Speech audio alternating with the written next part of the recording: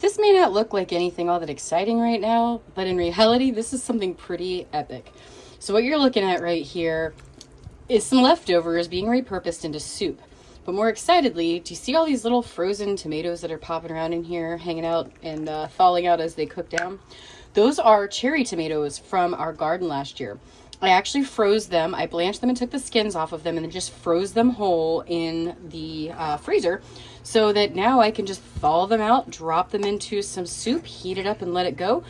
So this is a frozen block of some leftover pork that I had some delicious broth from that I mixed in with it. That's kind of what's melting down and giving the broth.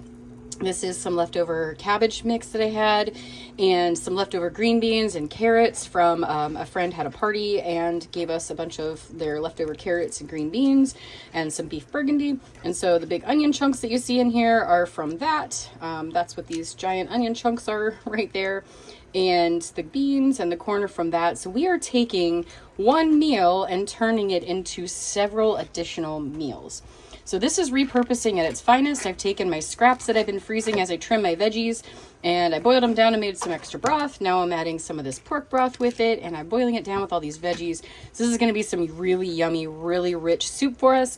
And this is something that I'm going to be packing in jars for us to take on the road with us for our trip to Central Arkansas Homestead Conference that is coming up this weekend. So this is how I meal prep for trips like that.